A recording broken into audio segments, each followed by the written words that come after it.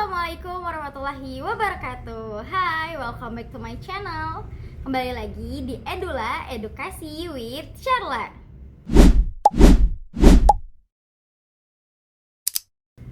Oke, hari ini kita bakal bahas salah satu pidato yang sering banget dipakai di dunia pendidikan, organisasi, bahkan media. Ada yang bisa nebak gak? Kita bakal bahas pidato apa? Yang nebaknya pidato persuasif, yaps, kamu benar. Kita bakal bahas tentang pidato persuasif. Tapi ada yang udah tahu belum sih apa sih pidato persuasif itu? Kalau belum tahu, tonton video ini sampai akhir karena kita bakal kupas tuntas semuanya tentang pidato persuasif. Pidato persuasif adalah jenis pidato yang bertujuan untuk mengajak atau mempengaruhi orang lain agar percaya atau bahkan mau melakukan sesuatu yang dibicarakan oleh pembicara. Singkatnya, pidato persuasif itu adalah pidato membujuk, tapi dengan cara yang terstruktur dan elegan.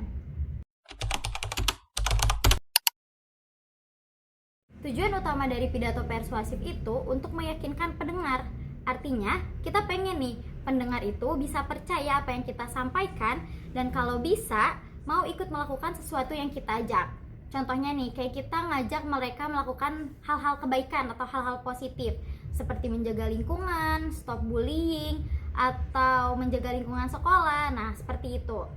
Atau bisa juga dipakai untuk mendukung suatu ide seperti kampanye sekolah sehat atau pemilihan ketua OSIS. Bahkan dalam dunia bisnis, pidato persuasif ini sering banget digunakan untuk promosi produk atau promosi jasa. Tapi biar ajakannya berhasil, pidatonya nggak boleh asal, harus ada alasan yang kuat dan disampaikan secara logika yang jelas.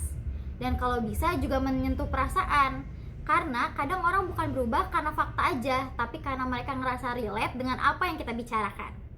Nah, jadi kuncinya untuk pidato persuasif itu gabungkan antara akal dan juga hati. Kita bikin mereka berpikir, tapi juga kita sentuh sisi emosinya. Kalau itu berhasil, tandanya pidato kamu udah sukses.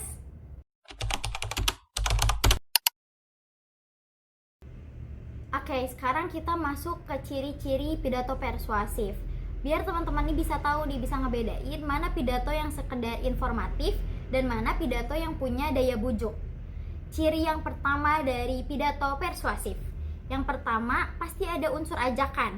Kayak bisa berupa perkataan ayo kita lakukan atau mari kita lakukan, bisa juga dalam bentuk sugesti yang halus. Ciri yang kedua, yakni bahasanya meyakinkan. Kata-katanya disusun secara logis tapi juga menyentuh perasaan. Gak cuma pakai data fakta, tapi juga dibalut dengan emosi biar audiens ngerasa tergerak. Ciri yang ketiga nih, ada tujuan perubahan. Artinya setelah mendengar pidato ini, pendengar diharapkan berubah. Entah bisa berubah pendapatnya, atau berubah sikapnya, atau bahkan mau melakukan sesuatu.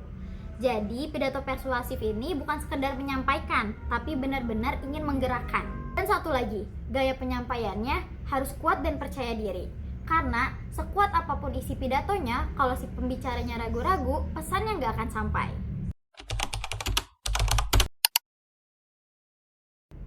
Setelah tahu ciri-ciri dari pidato persuasif, sekarang kita bakal bahas tentang struktur dari pidato persuasif. Sama kayak bangunan, pidato juga butuh nih yang namanya fondasi. Fondasi dari pidato persuasif itu sebenarnya ada 3 doang. Yang pertama ada pembukaan, kedua ada isi, dan yang ketiga ada penutup. Kita bakal bahas satu-satu dari struktur pidato persuasif. Oke, dari yang pertama itu ada pembukaan. Biasanya diawali dengan salam, perkenalan, lalu masuk ke topik pengantar. Nah, ini bagian penting untuk menarik perhatian audiens. Kita bisa pakai kutipan atau pernyataan retoris, atau bahkan cerita singkat yang relevan, biar audiens ini tergerak untuk mendengarkan. Nah, di bagian kedua itu adalah bagian isi, yang dimana ini adalah bagian terpanjangnya, karena isinya adalah argumen dan alasan kenapa orang harus yakin dengan apa yang kita sampaikan. Nah, di sini kita bisa masukkan data, fakta, contoh kasus, atau bahkan emosi. Semakin kuat alasannya, semakin besar peluang audiens akan terpengaruh. Oke, yang terakhir ini penutup. Nah, di sini kita simpulkan nih isi pidato kita. Kita beri ajakan yang jelas. Kalau dari awal kita sudah membangun logika dan emosinya, Maka bagian penutup ini jadi momen yang sangat powerful untuk mendorong aksinya. Seperti yang disampaikan tadi, karena pidato persuasif itu bukan hanya sekedar informasi, tapi ada unsur mengajak dan membujuknya.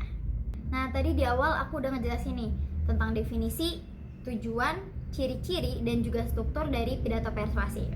Sekarang aku bakal langsung ngasih contoh singkatnya aja tentang pidato persuasif, biar teman-teman bisa langsung praktekin di rumah.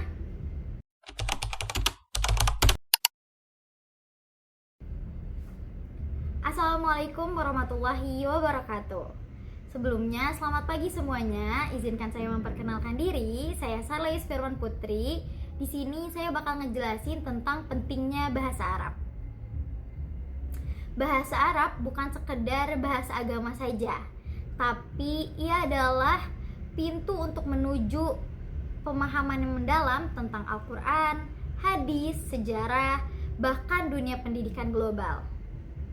Di era sekarang, lulusan bahasa Arab tidak hanya diperlukan untuk di pesantren atau madrasah saja, tapi juga di lembaga internasional, media, dan institusi pendidikan modern. Jadi, jika kamu mencintai bahasa, budaya, dan ingin menjadi bagian dari dakwah intelektual, ayo kuliah di Prodi Pendidikan Bahasa Arab. Jadilah generasi yang tidak hanya fasih, tapi juga menginspirasi. Nah, sekian tentang pentingnya bahasa Arab. Saya pamit undur diri. Wassalamualaikum warahmatullahi wabarakatuh. Nah, itu tadi contoh singkat dari pidato persuasif. Teman-teman boleh nih nambahin atau mengubah temanya di rumah. Boleh langsung dipraktekin ya. Jadi itu dia penjelasan lengkap tentang pidato persuasif. Semoga bisa ngebantu kamu yang lagi belajar dan mau bikin pidato sendiri di rumah. Kalau kamu punya pertanyaan atau topik yang ingin dibahas, boleh tulis di kolom komentar. Dan jangan lupa like, subscribe, dan share ke teman-teman kamu biar mereka juga tahu nih tentang pidato persuasif.